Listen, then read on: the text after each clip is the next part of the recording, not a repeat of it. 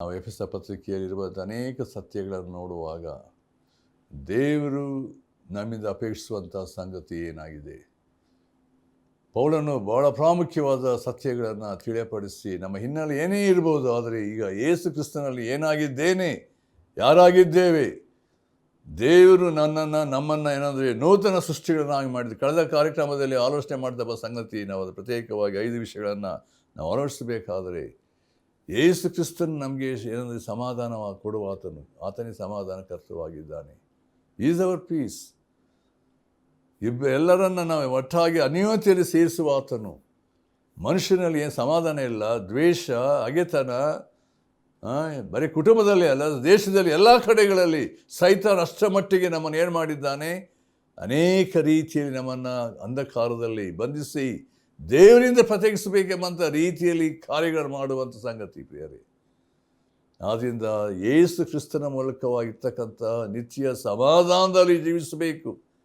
ಕುಟುಂಬಗಳಲ್ಲಿ ಯಾಕೆ ಈ ದಿನಗಳಲ್ಲಿ ಸಮಾಧಾನ ಇಲ್ಲ, ಗಂಡ ಹೆಂಡತಿಯಲ್ಲಿ ಸಮಾಧಾನ ಇಲ್ಲ ಈ ದಿನಗಳಲ್ಲಿ, ಮಕ್ಕಳಲ್ಲಿ ನೋಡುವಾಗ, ಎಲ್ಲ ಕಡೆಯಲ್ಲಿ ನೋಡುವಾಗ ಈ ದಿನಗಳಲ್ಲಿ ನಾನಾ ಥರವಾದಂಥ ಸಮಸ್ಯೆಗಳನ್ನು ನೋಡ್ತೇವೆ.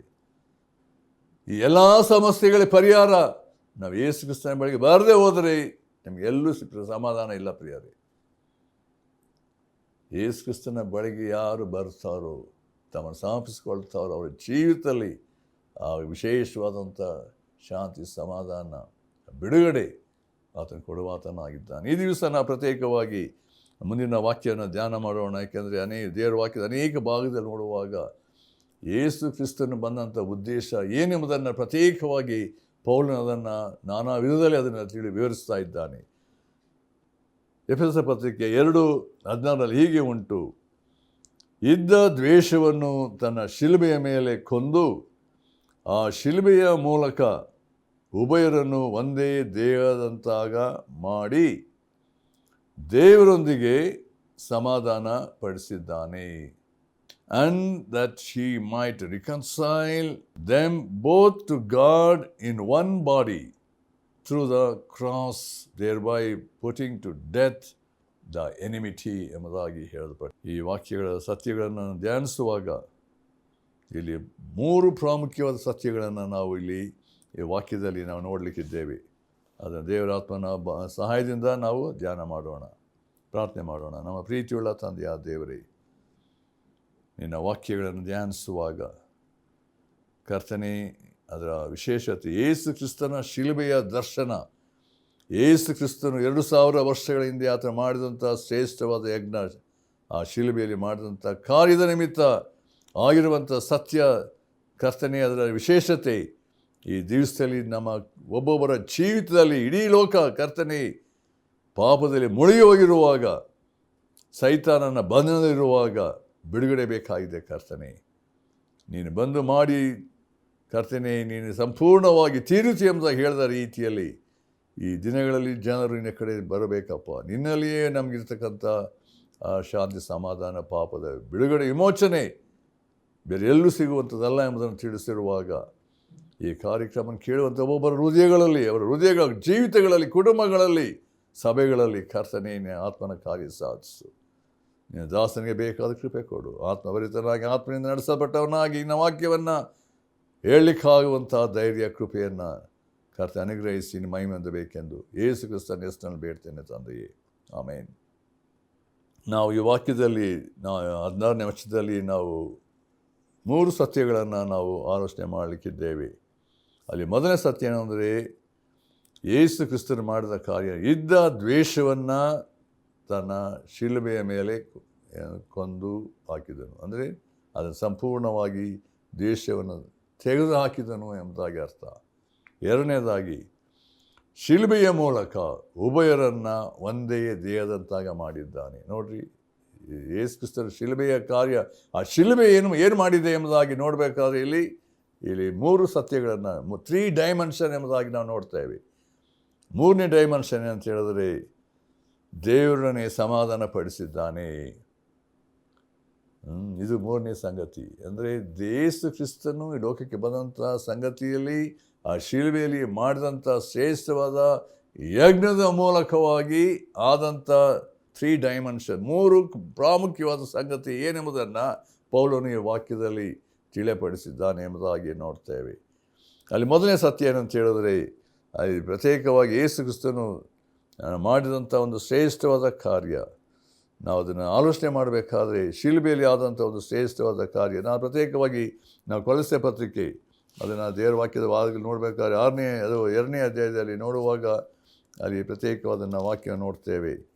14ನೇ ವರ್ಷದಲ್ಲಿ ಹೀಗೆ ಉಂಟು, ಆತನು ನಮ್ಮ ಅಪರಾಧಗಳನ್ನೆಲ್ಲ ಕ್ಷಮಿಸಿ ನಮ್ಮ ಮೇಲೆ ದೋಷಾರೋಪಣೆ ಮಾಡಿದಂಥ ಆಜ್ಞಾರೂಪವಾಗಿದ್ದ ಪತ್ರವನ್ನು ಕೆಡಿಸಿ ಅದನ್ನು ಶಿಲುಬೆಗೆ ಜಡಿದು ಇಲ್ಲದಂತಾಗ ಮಾಡಿದನು. 15ನೇ ವರ್ಷ ಗಮನಿಸ್ರಿ, ಆತನು ದೊರೆತನಗಳನ್ನು ಅಧಿಕಾರಗಳನ್ನು ನಿರಾಯುಧನಾಗಿ ಮಾಡಿ ಜಯೋತ್ಸವ ಮಾಡುತ್ತಾನೋ ಎಂಬಂತೆ ಶಿಲುಬೆಯ ಮೇಲೆ ಅವುಗಳನ್ನು ಜಯಿಸಲ್ಪಟ್ಟವನಾಗಿ ಮೆರೆಸುತ್ತಾ ತೋರಿಸಿದನು ಎಂಬುದಾಗಿ. ಆಮೇಲೆ 20ನೇ ವಚನ ನೋಡಿ, ಅದೇ 1ನೇ ಅಧ್ಯಾಯ, ಅದೇ ಕೊಲೊಸ್ಸೆ 1:20 ಹೀಗೆ ಉಂಟು, ಆತನು ಶಿಲುಬೆ ಮೇಲೆ ಸುರಿಸಿದ ರಕ್ತದಿಂದ ತಾನು ಸಮಾಧಾನವನ್ನು ಉಂಟು ಮಾಡಿ ಭೂಪರ ಲೋಕದಲ್ಲಿರುವ ಸಮಸ್ತವನ್ನು ಆತನ ಮೂಲಕ ತನಗೆ ಸಂಧಾನಪಡಿಸಿಕೊಳ್ಳಬೇಕೆಂತಲೂ ನಿಷ್ಕರ್ಷೆ ಮಾಡಿದನು ಎಂಬುದಾಗಿ ನೋಡ್ತೇವೆ. ನಾವು ಶಿಲುಬೆಯನ್ನು ದೃಷ್ಟಿಸುವಾಗ ಈ ದಿನಗಳಲ್ಲಿ ನಾವು ಪ್ರತ್ಯೇಕವಾಗಿ ನಾವು 1 ಕೊರಿಂಥ 1:18 ನೋಡಬೇಕಾದ್ರೆ ಶಿಲುಬೆ ಅನ್ನುವಂಥದ್ದು ನಾಶನದ ಮಾರ್ಗದಲ್ಲಿರುವ ಹುಚ್ಚು ಮಾತಾಗಿದೆ ಎಂಬುದಾಗಿ ಒಂದು ವಿಷಯ. ರಕ್ಷಣೆಯ ಮಾರ್ಗ ನಮಗಾದರೂ ದೇವರ ಶಕ್ತಿಯಾಗಿದೆ ಎಂಬುದನ್ನು ಅಲ್ಲಿ ತಿಳಿಯಪಡಿಸಿದ್ದಾನೆ. ಯೇಸು ಕ್ರಿಸ್ತನ ಶಿಲುಬೆಯಲ್ಲಿ ಆತನು ಮಾಡಿದಂಥ ಶ್ರೇಷ್ಠವಾದಂಥ ಕಾರ್ಯದ ಮೂಲಕವಾಗಿ ಏನಂತ ಹೇಳಿದ್ರೆ, ಅಲ್ಲಿ ಇದ್ದಂಥ ದ್ವೇಷ ಅಂದರೆ ಈ ಪಾಪದಿಂದ ಉಂಟಾದಂಥ ಒಂದು ಭಯಂಕರವಾದಂಥ ಸ್ಥಿತಿ, ದೇವರಿಗೆ ವೈರಿಗಳಾಗಿದ್ದಂಥವರು, ಪಾಪಿಗಳಾಗಿದ್ದಂಥ ನಮಗೆ ನಿತ್ಯ ನಾಶನಕ್ಕೆ ಹೋಗಬೇಕಾದ ಸಂಗತಿಗಳು. ರೋಮಾಪುರ ಪತ್ರಿಕೆ 6:23 ನೋಡುವಾಗ ಪಾಪವು ಕೊಡುವ ಸಂಬಳ ಮರಣ, ನಿತ್ಯ ನರಕದ ದಂಡನೆಗೆ ಇದ್ದಂಥ ಒಂದು ಸಂಗತಿ. ಪಾಪದ ಸ್ಥಿತಿಯಿಂದ ದೇವರ ತೀರ್ಪಿಗೆ ಗುರಿಯಾಗಿದ್ದಂಥ ವ್ಯಕ್ತಿ ಇಡೀ ಲೋಕ ದೇವರ ಮುಂದೆ ಆಗಿದ್ದಾರೆ ಎಂಬುದಾಗಿ ನೋಡ್ತೇವೆ. ಆ ಶಿಲುಬೆಯಲ್ಲಿ ಆದಂಥ ಒಂದು ಶ್ರೇಷ್ಠವಾದ ಕಾರ್ಯ, ಯೇಸು ಕ್ರಿಸ್ತನು ಬಂದಂಥ ಉದ್ದೇಶ, ಆತ ಶಿಲುಬೆಯಲ್ಲಿ ತನ್ನ ಪ್ರಾಣ ಕೊಡುವುದರ ಮೂಲಕ ತನ್ನ ರಕ್ತವನ್ನು ಸುರಿಸಿದಂಥ ರೀತಿ, ಆ ಶಿಲುಬೆಯಲ್ಲಿ ಯೇಸು ಕ್ರಿಸ್ತ ಹೇಳಿದ ಮತ್ತು ಕೊನೆಯ ಮಾತು ತೀರಿತು, ಇಟ್ ಇಸ್ ಫಿನಿಶ್ಡ್.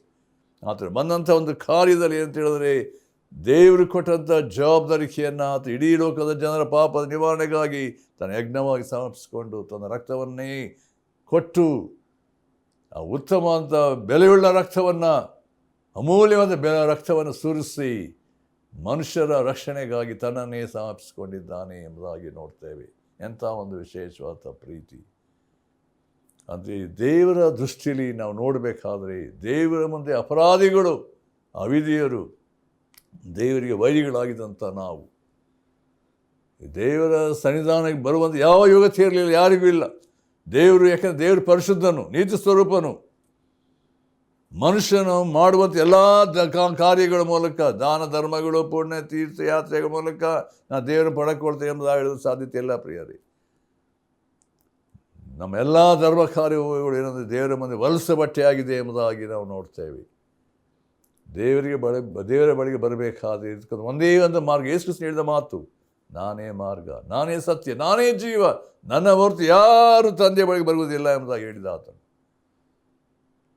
ಯೇಸು ಕ್ರಿಸ್ತನು ಮಾಡಿದಂಥ ಶ್ರೇಷ್ಠವಾದ ಯಜ್ಞ, ಅದರ ನಿಮಿತ್ತ ಏನಂದರೆ ಇದ್ದಂಥ ದ್ವೇಷ, ಇದ್ದಂಥ ಅಡ್ಡಗೋಡೆ, ನಾವು ಕಳೆದ ಕಾರ್ಯಕ್ರಮ ನೋಡಿದ್ದೇವೆ, ಇದ್ದಂಥದ್ದು ಅಡ್ಡಗೋಡೆ ಕೆಡವಿ ಹಾಕಿದನು ಎಂಬುದಾಗಿ ನೋಡ್ತೇವೆ. ಇಲ್ಲಿ ನಾವು ನೋಡಬೇಕಾದ್ರೆ ಸೈತಾನಿಂದ ಉಂಟಾದಂಥ ಕಾರ್ಯಗಳು ನೋಡ್ತೇವೆ. ಆತ ಎಲ್ಲವನ್ನು ಏನಂದರೆ ನಿರಾಯುಧನಾಗಿ ಮಾಡಿದ್ದಾನೆ ಎಂಬುದಾಗಿ ನೋಡ್ತೇವೆ. ಇದೆಲ್ಲ ದೊರೆತನ ಅಧಿಕಾರ ನಿರಾಯುಧನ ಮಾಡಿದ್ದಾನೆ. ಯೇಸು ಕ್ರಿಸ್ತನ ಶಿಲುಬೆಯಲ್ಲಿ ಆತನು ಮಾಡಿದಂಥ ಶ್ರೇಷ್ಠವಾದ ಜಯ, ಬಿಡುಗಡೆ ಮಾತ್ರವಲ್ಲ, ನಾವು ಯೇಸು ಕ್ರಿಸ್ತನ ಮೂಲಕವಾಗಿ, ಆ ಶಿಲುಬೆಯ ಮೂಲಕವಾಗಿ ದೇವರ ಅನ್ಯೋನ್ಯತೆಗೆ ಬರುವಂತೆ ಕಳೆದ ಕಾರ್ಯಕ್ರಮ ನೋಡಿದ್ದೇವೆ. ಯೇಸು ಕ್ರಿಸ್ತನ ರಕ್ತ ನಮ್ಮನ್ನು ಏನಂದರೆ ಶಿಲುಬೆ ಸುರಿಸಿದ ರಕ್ತ ನಾವೆಲ್ಲ ನಿರ್ಜೀವ ಕರ್ಮಗಳಿಂದ ಬಿಡಿಸಿ ಜೀವುಳ್ಳ ದೇವರನ್ನು ಆರಾಧಿಸೋರಾಗುವಂತೆ ಮಾಡಿದೆ ಎಂಬುದಾಗಿ ನೋಡ್ತೇವೆ. ಅಂದರೆ ಯೇಸು ಕ್ರಿಸ್ತನ ಶಿಲುಬೆಯಲ್ಲಿ ಆತನು ಸಂಪೂರ್ಣ ಯಜ್ಞಾರ್ಪಿತನಾದ್ದರಿಂದ ಎಂಥ ಒಂದು ಶ್ರೇಷ್ಠವಾದಂಥ ಸಂಗತಿ ಅಂದರೆ ಯೇಸು ಕ್ರಿಸ್ತನ ರಕ್ತದಲ್ಲಿರುವಂಥ ಶಕ್ತಿ, ಬಲ, ಸಾಮರ್ಥ್ಯತೆ ನಮಗೆ ಸಂಪೂರ್ಣ ಬಿಡುಗಡೆ, ಸ್ವಾತಂತ್ರ್ಯ ಸಿಕ್ಕಿತು. ಪಾಪದಿಂದ ಬಿಡುಗಡೆ ಸಿಕ್ಕಿತು ಎಂಬುದಾಗಿ ನಾವು ನೋಡ್ತೇವೆ. ಮಾತ್ರವಾಗಿ ಎರಡನೇದಾಗಿ ನಾವು ನೋಡಬೇಕಾದ್ರೆ ಇರುವ ಸತ್ಯ ಏನಂತ ಹೇಳಿದ್ರೆ, ಆ ಶಿಲ್ಬೆಯ ಮೂಲಕ ಉಭಯರನ್ನು ಒಂದೇ ದೇಹದಂತಾಗ ಮಾಡಿದ್ದಾನೆ. ನಾವು ಕಳೆದ ಕಾರ್ಯಕ್ರಮದಲ್ಲಿ ಆಲೋಚನೆ ಮಾಡಿದ್ದೀವಿ. ಯೇಸು ಕ್ರಿಸ್ತನ ಮೂಲಕವಾಗಿ ನಾವು ಅಲ್ಲಿ ಏನಂದರೆ ಯಹೂದ್ಯರು ಗ್ರೀಕರು, ಆಳು ಒಡೆಯ, ಗಂಡು ಹೆಣ್ಣು ನಾವು ನೋಡ್ತೇವೆ. ಅನೇಕ ತಾರತಮ್ಯಗಳು ನೋಡ್ತೇವೆ ಭೂಲೋಕದಲ್ಲಿ. ಎಲ್ಲ ಕಡೆ ನೋಡುವಾಗ ನಾನಾ ಭಾಷೆ ಜನಾಂಗಗಳು ಇರುವಂಥ ಸಮಯದಲ್ಲಿ ನಾವು ಅನೇಕ ವೇಳೆ ನಮ್ಮನ್ನು ನಾವು ಪ್ರತ್ಯೇಕಿಸ್ಕೊಳ್ತೇವೆ. ಆ ರೀತಿ ನಾವು ಇವರು ಈ ಸೆಕ್ಟ್ ಆ ಸಂಗತಿಗಳು ಎಲ್ಲ ರೀತಿಯ ಕುಲ ಭಾಷೆ ಜನಾಂಗಗಳು ನಾನಾ ಅಂದರೆ ನಾವು ಇದಕ್ಕೆ ಸಂಬಂಧಪಟ್ಟಂಥವ್ರು ಅದಕ್ಕೆ ಸಂಬಂಧಪಟ್ಟಂಥವ್ರು ಎಂಬುದಾಗಿ. ಆದರೆ ದೇವರ ದೃಷ್ಟಿ ನೋಡಬೇಕಾದ್ರೆ ನಾವೆಲ್ಲರೂ ದೇವರ ದೃಷ್ಟಿಯಲ್ಲಿ ಏನಾಗಿದ್ದೇವೆ? ಪಾಪಿಗಳಾಗಿದ್ದೇವೆ. ನನ್ನ ಟ್ರೈಬ್, ನನ್ನ ಒಂದು ಕುಲ, ನನ್ನ ಸಮಾಜ, ನನ್ನ ಇದು ಬ್ಯಾಕ್ಗ್ರೌಂಡ್, ನಾನು ಹೈ ಕ್ಯಾಸ್ಟ್, ಅದು ಈ ರೀತಿ ನೋಡಿರಿ ಅನೇಕ ತಾರತಮ್ಯಗಳು ನೋಡ್ತೇವೆ. ಕ್ಯಾಸ್ಟಿಸಮ್ನಲ್ಲಿ ನೋಡ್ತೇವೆ ಪ್ರಿಯರೇ. ಆದರೆ ದೇವರ ದೃಷ್ಟಿಯಲ್ಲಿ ಅದು ಯಾವುದೂ ಇಲ್ಲ ಪ್ರಿಯರೇ. ನೀತಿವಂತರು ಒಬ್ಬನಾದರೂ ಇಲ್ಲ. ದೇವರ ವಾಕ್ಯ ಹೇಳ್ತದೆ.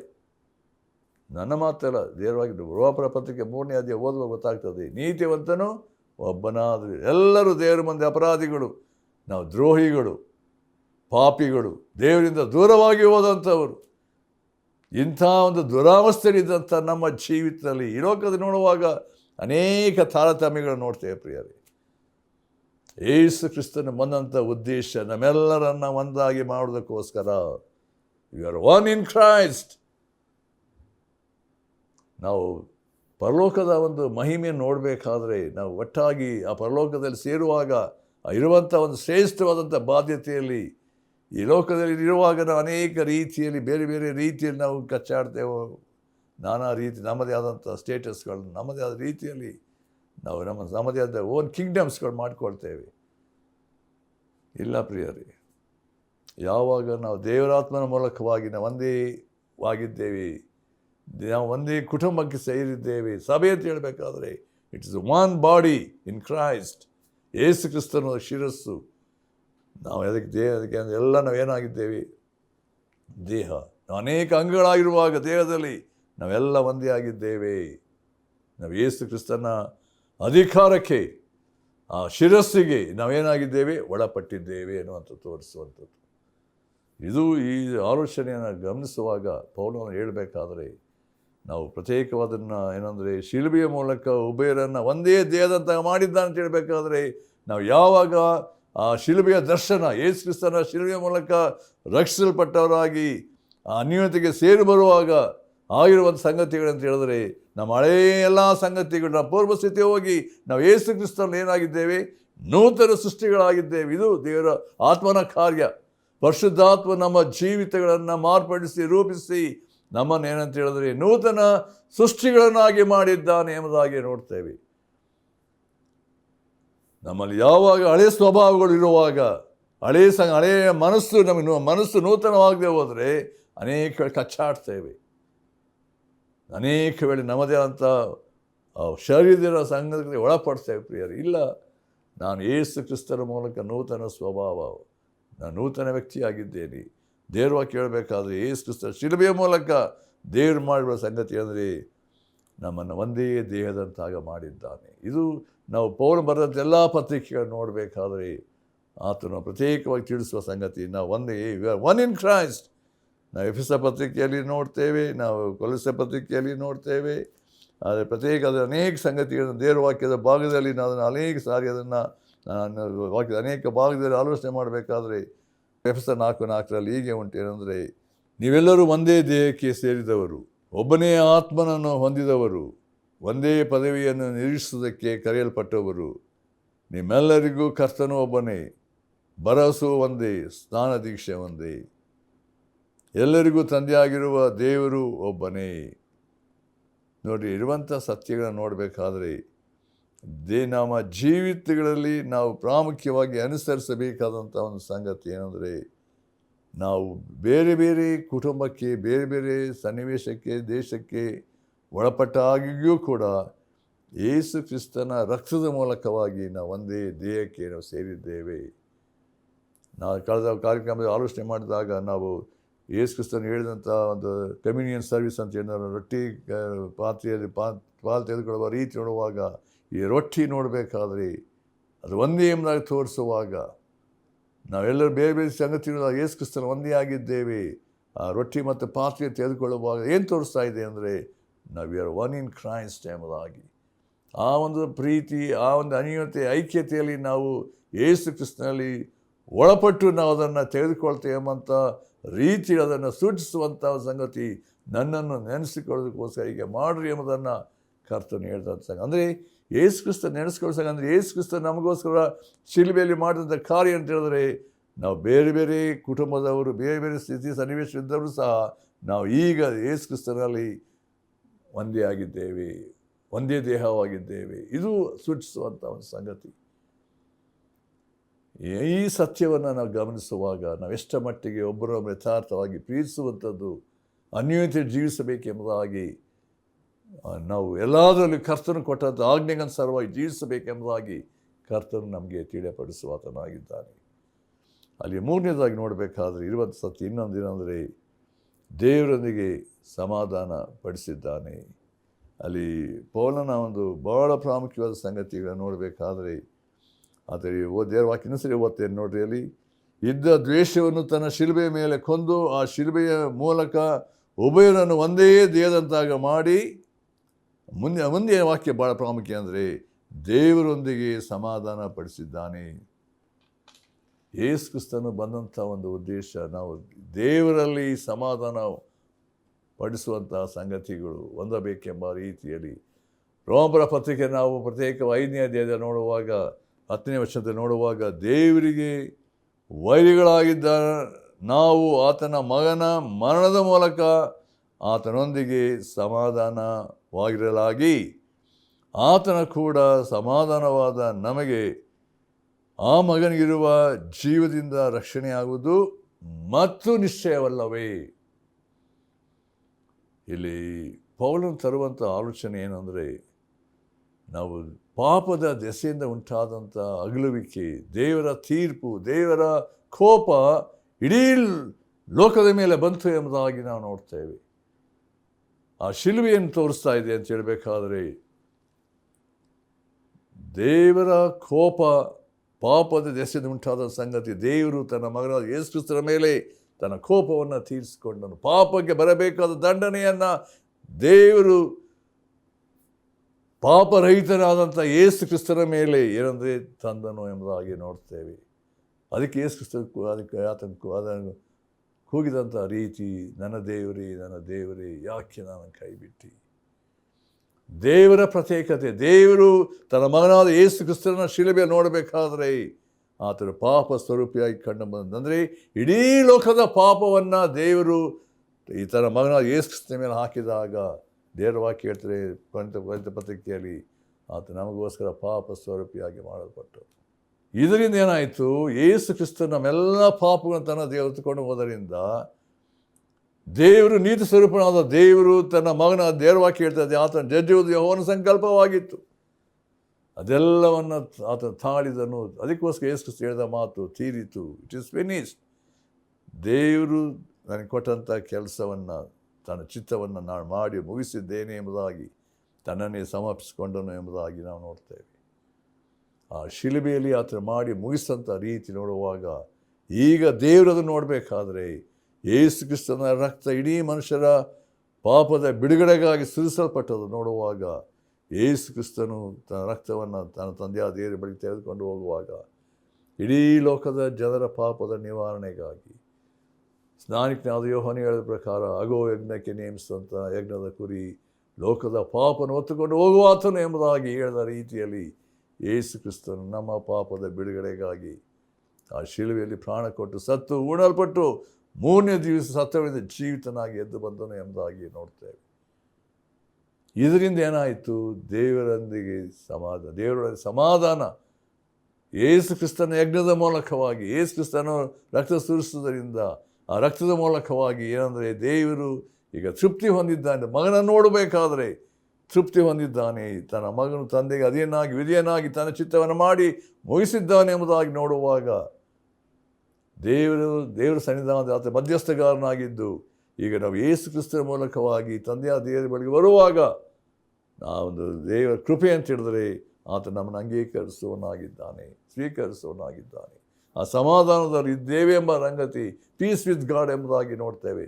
ರೋಮರ ಪತ್ರಿಕೆ 5ನೇ ಅಧ್ಯಾಯದ ನೋಡುವಾಗ ನಾವು ನಂಬಿಕೆಯ ಮೂಲಕವಾಗಿ ಏನಂದರೆ ನೀತಿವಂತರಾದೆವು. ಆದ್ದರಿಂದ ದೇವರು ಅದನ್ನು ಓದಿ ಇಷ್ಟಪಡ್ತೇನೆ. ನೋಡಿರಿ, ದಯಮಾಡಿ ಅದನ್ನು ನೋಡಿರಿ. ರೋಮರ ಪತ್ರಿಕೆ 5:1ನೇ ವಚನದಲ್ಲಿ ಹೀಗೆ ಉಂಟು. ಅದು ಏನಂತ ಹೇಳಿದ್ರೆ, ಈಗಲಾಗಿ ನಾವು ನಂಬಿಕೆಯಿಂದ ನೀತಿವಂತರಾದ ಕಾರಣ ನಮ್ಮ ಕರ್ತನಾದ ಯೇಸು ಕ್ರಿಸ್ತನ ಮೂಲಕ ಏನಂತೆ ದೇವರೊಂದಿಗೆ ಉಂಟಾದ ಸಮಾಧಾನದಲ್ಲಿ ಇರೋಣ. ಇದು ಬಹಳ ಪ್ರಾಮುಖ್ಯವಾದಂಥ ಒಂದು ಸತ್ಯ. ಇದು ನಾವು ನಂಬಿಕೆ ಮೂಲಕವಾಗಿ ನಾವು ಏನಾಗಿದ್ದೇವೆ, ನೀತಿವಂತರಾಗಿದ್ದೇವೆ. ಅಷ್ಟೇ ಅಲ್ಲ, ಯೇಸು ಕ್ರಿಸ್ತನ ಮೂಲಕ ನಾವು ದೇವರೊಂದಿಗೆ ಉಂಟಾದಂಥ ಸಮಾಧಾನದಲ್ಲಿ ಇರೋಣ. ಅಲ್ಲಿ ಭಾಳ ಅಂದರೆ ಪೀಸ್ ವಿತ್ ಗಾಡ್, ಯೇಸು ಕ್ರಿಸ್ತನ ದೇವರೊಂದಿಗೆ ಅಂದರೆ ಸಮಾಧಾನ ಶಾಂತಿಯಲ್ಲಿ ಯಾರ ಮೂಲಕ? ಯೇಸು ಕ್ರಿಸ್ತನ ಮೂಲಕ ಉಂಟಾಯಿತು ಪ್ರಿಯರೇ. ಅದರಿಂದ ಯೇಸು ಕ್ರಿಸ್ತನ ಶ್ರೇಷ್ಠತೆ, ಆತನ 2000 ವರ್ಷಗಳ ಹಿಂದೆ ಬಂದಂಥ ಒಂದು ಕಾರ್ಯ, ಇಡೀ ಮನುಷ್ಯರಾಶಿಯನ್ನು, ಇಡೀ ಲೋಕವನ್ನು ರಕ್ಷಿಸಬೇಕೆಂಬ ರೀತಿಯಲ್ಲಿ. ಅದಕ್ಕೋಸ್ಕರ ದೇವರ ವಾಕ್ಯ ಹೇಳ್ತದೆ, ಯೋಹಾನ ಸುವಾರ್ತೆ 3:16, ದೇವರು ಲೋಕದ ಮೇಲೆ ಎಷ್ಟೋ ಪ್ರೀತಿಯನ್ನು ಇಟ್ಟು ತನ್ನ ಒಬ್ಬನೇ ಮಗನನ್ನು ಕೊಟ್ಟನು. ಕಾರಣ ಆತನ ಒಬ್ಬನಾದರೂ ನಾಶವಾಗಬಾರ್ದು. ಎಲ್ಲರೂ ದೇವರ ಉದ್ದೇಶ ನೋಡಿ, ಎಲ್ಲರೂ ಏನಂತೆ ನಿತ್ಯ ಜೀವ ಹೊಂದಬೇಕೆನ್ನುವಂಥ ಉದ್ದೇಶ. ಆದ್ದರಿಂದ ದೇವರ ಉದ್ದೇಶ, ಆತ ಹುಟ್ಟಿದಂಥ ಸಮಯದಲ್ಲಿ ದೇವರ ಯೇಸು ಕ್ರಿಸ್ತನ ಕೊಡಲ್ಪಟ್ಟ ಹೆಸರು ಪ್ರಿನ್ಸ್ ಆಫ್ ಪೀಸ್, ಸಮಾಧಾನದ ಪ್ರಭು. ಭೂಲೋಕದಲ್ಲಿ ಮನುಷ್ಯರಿಗೆ ಸಮಾಧಾನ ಎಂಬುದಾಗಿ ಹೇಳಿದಂಥ ದೇವರು ಇಡೀ ಲೋಕವನ್ನು ದೃಷ್ಟಿಸಿದಾಗ ಶಾಂತಿ ಸಮಾಧಾನ ಇರಲಿಲ್ಲ.